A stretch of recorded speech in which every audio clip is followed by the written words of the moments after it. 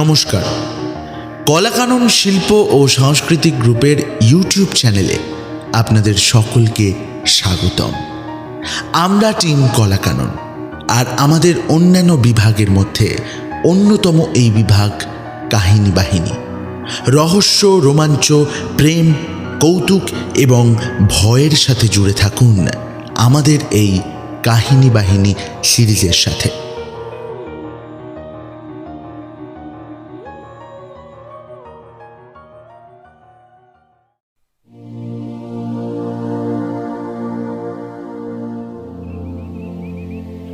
দিনটা ছিল শনিবারের বিকেল। অমল অফিস থেকে ফিরে বারান্দায় বসে রাস্তার দিকে তাকিয়েছিল। তখনও সন্ধ্যা হয়নি।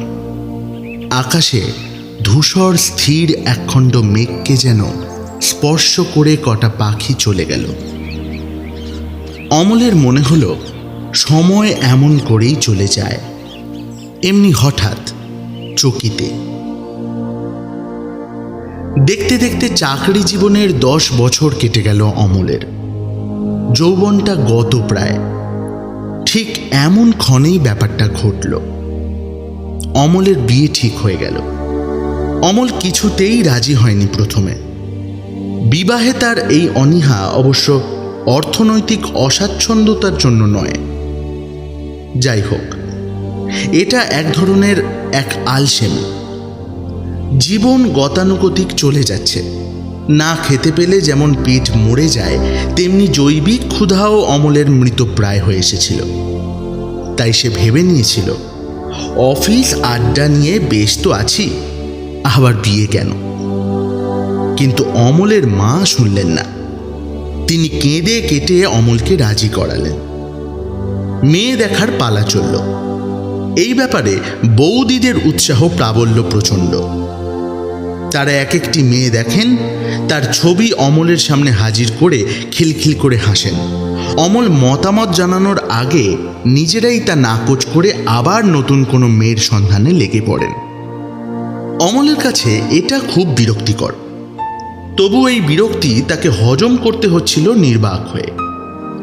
অমল এমনও ভেবেছিল, এইভাবে মেয়ে দেখতে দেখতে দিন ফুরিয়ে যাবে, বিয়ে আর শেষ পর্যন্ত ঘটবে না।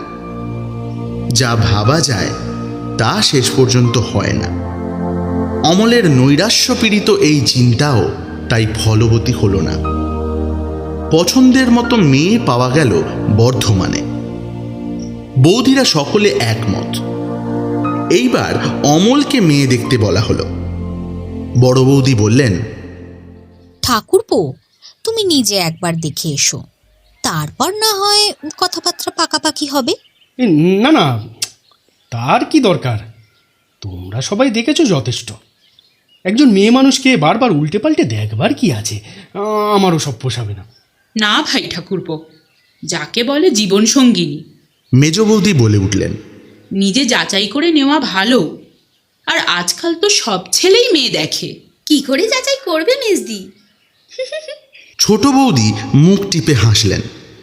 বিয়ের আগে সব রকম যাচাইয়ের রেওয়াজ তো এখনো এদেশে চালু হয়নি। তুই থাম ছোট। বড় বৌদি ধমক দিলেন। তারপর অমলের দিকে তাকিয়ে বললেন, বলছি একবার যাও না বাপু, বন্ধু বান্ধব সঙ্গে করে চোখের দেখাটা দেখে এসো। কি লাভ তাতে? অমল 3 বৌদির দিকে তাকায়। চেহারা তো ছবিতে দেখেছি। ছবি আর রক্ত মাংসের চেহারা এক নয় ঠাকুরপো। বড় বৌদি বলে উঠলেন, ছবি ছবি, তাতে সব বোঝা যায় না। আরে তোমরা তো বুঝেছো। সেই জন্যেই তো তোমায় বলছি। মেজ বৌদি উত্তর দিলেন, আমাকে বলে লাভ নেই। ওসব মেয়ে দেখা টেকা আমাকে দিয়ে হবে না। তোমাদের মতামতই আমার মতামত। তবে আমরা এগোতে পারি। বড় বৌদি অমলের স্বীকৃতি চাইলেন। যা খুশি। অমল মাথা নামিয়ে নিল। ঠিক আছে। বৌদিরা চলে গেলেন।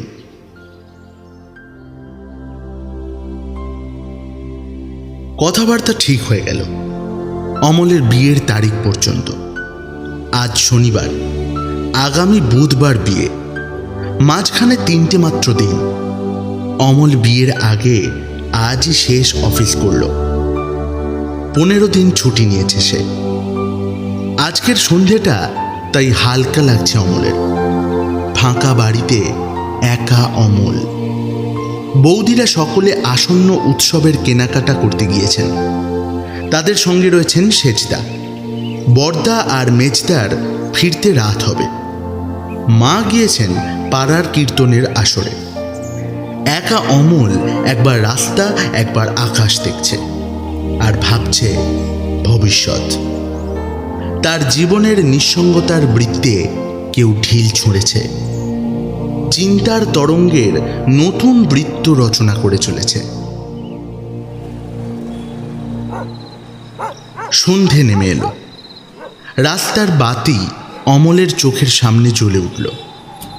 বারান্দার পর সামান্য ফাঁকা জায়গা। একটা গন্ধরাজের গাছ রয়েছে, তারপর গেট।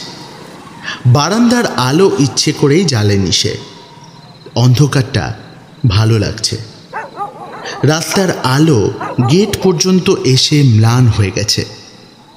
গন্ধরাজ গাছটাকে অদ্ভুত ঝাঁকড়া লাগছে। অমল এই পরিবেশে স্থিত হয়েছিল। তার দৃষ্টি পড়ল দরজার দিকে। অমল চমকে উঠল। একজন যুবতী তাদের দরজার সামনে এসে দাঁড়িয়ে বাড়ির নম্বর দেখছে।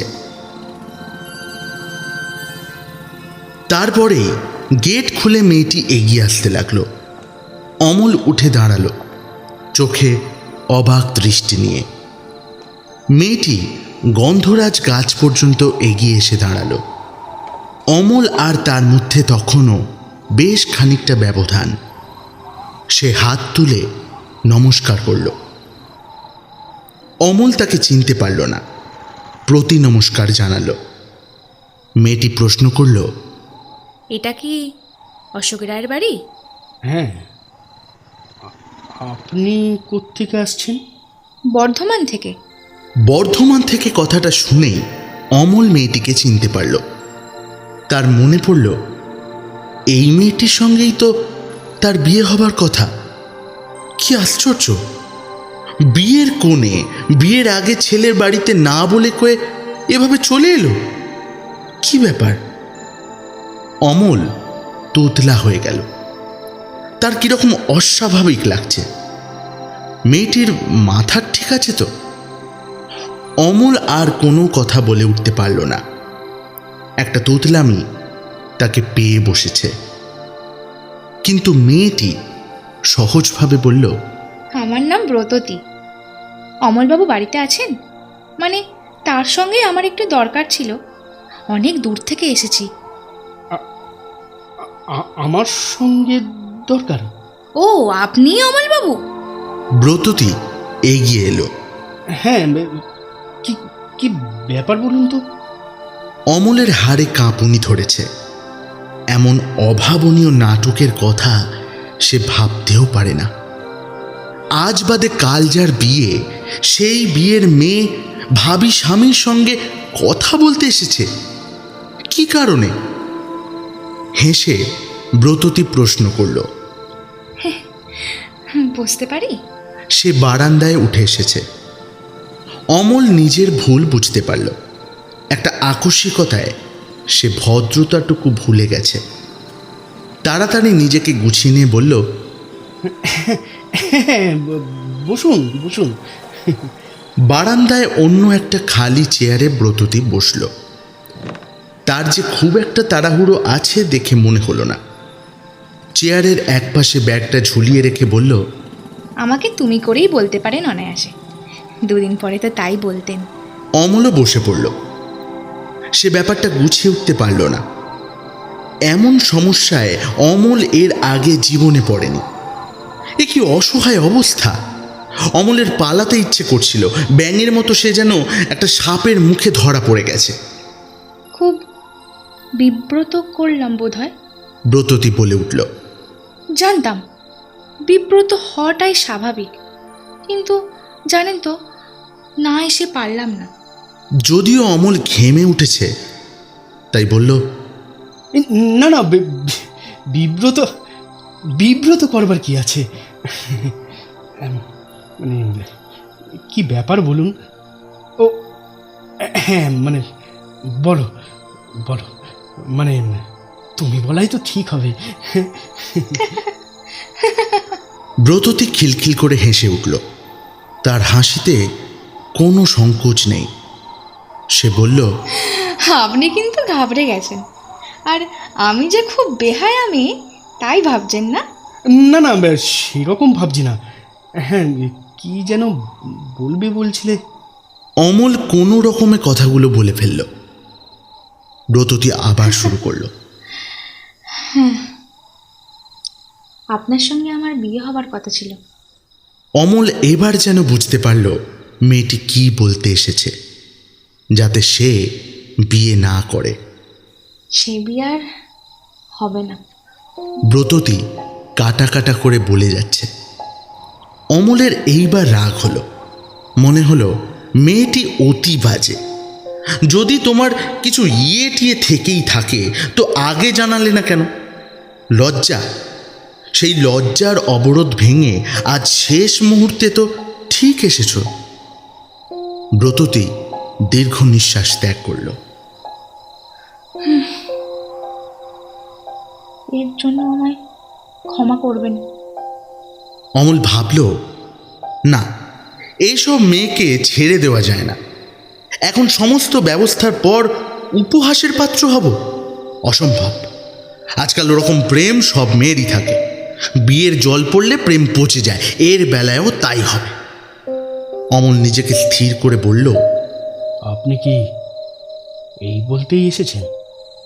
আবার সে আপনি সম্বোধনেই ফিরে গেছে। তীক্ষ্ণ চোখে ব্রততীর দিকে তাকালো।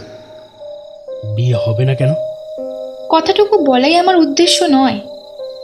যা হবার তা হতোই, এ কথা বলার দরকার ছিল না। বুঝলেন অমলবাবু, আমি আমি বড় দুঃখী মেয়ে।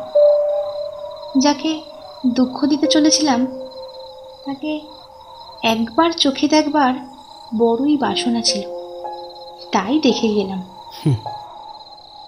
আমার নিদারুণ সৌভাগ্য দেখছি। সৌভাগ্য কি দুর্ভাগ্য তা জানি না, তবে আমি তৃপ্ত হলাম। হঠাৎ সে উঠে দাঁড়ালো। তারপরেই বলল, চলি, বিরক্ত করবার জন্য দুঃখিত। এই বলে সে যাবার জন্য পা বাড়ালো। অমলের ভীষণ রাগ হলো। ইচ্ছে করলো টেনে একটা চড় মারে। অমল ক্রোধ দমন করে নিল। কড়া কণ্ঠে বলল, শুনুন। ব্রততী কিন্তু এই হুঙ্কার শুনল না। সে যেমন চলে যাচ্ছিল তেমনি এগিয়েই গেল, যেন অমলের চিৎকার শুনতেই পায়নি। অমলের রাগ প্রচণ্ডতর হলো। সে কাণ্ডজ্ঞান হারিয়ে দুহাত বাড়িয়ে পেছন থেকে ব্রততীকে জড়িয়ে ধরতে গেল। আলো যেমন অক্লেশে পিছলে যায়, ব্রততী পিছলে গেল। বিহল অমল একরাশ শূন্যতা জড়িয়ে ধরে দেখল তার ধারে কাছে কোনো মানুষ নেই। বিহলতা থেকে অকস্মাৎ লাফ দিয়ে অমানসিক একটা ভয় অমলকে ঘুষি মারল। দু চারবার গো গো করে অমল মাথা ঘুরে জ্ঞান হারালো।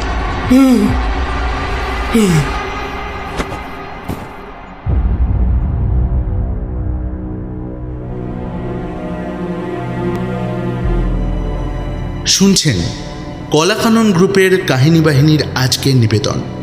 প্রখ্যাত লেখক সাহিত্যিক অজয় দাশগুপ্তের লেখা ফাঁকি। এইরকম গল্প আরও শুনতে আমাদের চ্যানেলটিকে সাবস্ক্রাইব করুন এবং বেল আইকনটি প্রেস করতে ভুলবেন না। এখন শুনতে থাকুন আজকের গল্প। জ্ঞান ফিরতে সবাই কি হয়েছে জিজ্ঞেস করল। যা ঘটেছে অমল তা বলতে পারল না। সে ভাবল ব্যাপারটা সম্পূর্ণই তার মন গড়া, বললে সবাই ঠাট্টা করবে। যদিও অমলের সন্দেহ রয়েই গেল, সত্যি ওটা মন গড়া ব্যাপার না অন্য কিছু। আমতা আমতা করে অমল বলল,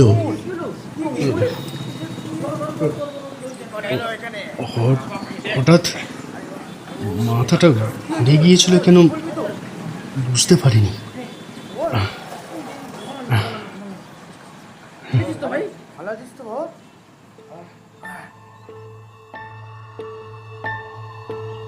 সেই রাত কাটল। পরদিন দুপুরে অমল স্পষ্ট বুঝল কাল সন্ধে যা ঘটেছে তার চেয়ে বড় বাস্তব আর কিছুই নেই। কিন্তু এমন বাস্তব ব্যাপার যে আজও ঘটে সেটা ভেবে সে শিউরে উঠল। একটা বেদনায়, অসহ্য কান্নায় তার বুকের ভেতরটা দুমড়ে মুচড়ে গেল। বেলা 2টো নাগাদ বর্দার নামে একটা টেলিগ্রাম এসেছে। কি মর্মান্তিক ঘটনা! টেলিগ্রামে লেখা ছিল, বিয়ের ব্যবস্থা বন্ধ রাখুন, কাল সন্ধে 7টায় ব্রততী মারা গেছে, পরে খবর জানাচ্ছি। টেলিগ্রামটা কাঁপা হাতে নিয়ে অমল সাদা হয়ে গেল, বিবর্ণ। রাতটা ছিল বড় জোর 7টা থেকে 7:30। সেই রাতের সেই ব্রততীর কণ্ঠ।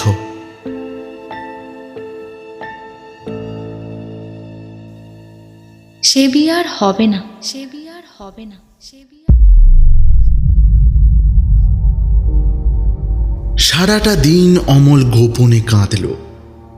ব্রততীর ছবি, ব্রততীর কণ্ঠ তার সঙ্গী হয়ে রইল। মন থেকে একটা চিন্তা কিছুতেই সে তাড়াতে পারল না। ব্রততী কি তার জন্যই মরেছিল? সেই কি তবে তার হত্যাকারী? চিঠি এলো মঙ্গলবার, ব্রততীর মৃত্যুর সমস্ত বিবরণ বুকে করে। অমল সেই চিঠি পড়ে দীর্ঘ নিঃশ্বাস ফেলল। তার বুক হালকা হলো এটুকু জেনে, ব্রততী আত্মহত্যা করেনি, সে তার আততায়ী নয়। শুক্রবার রাত থেকে ব্রততীর কলেরা হয়েছিল, এশিয়াটিক কলেরা। শনিবার হাসপাতালে প্রচণ্ড চেষ্টার পরও ব্রততী হেরে যায়, সে বাঁচল না, অমলের জন্যে বেঁচে উঠল না। অমল এখন স্পষ্ট বুঝতে পারল ব্রততী তাকে স্বামিত্বে বরণ করে নিয়েছিল মনে মনে, আর তাই জীবনযুদ্ধে হেরে গিয়ে সে অমলকে দেখতে এসেছিল একবার চোখের দেখা। কথাটা যতই অবিশ্বাস্য হোক, অমল একান্তে এইটুকু বুঝতে পারল। অমল এই বোধকে ব্রততী ভেবে আঁকড়ে ধরল চিরকাল।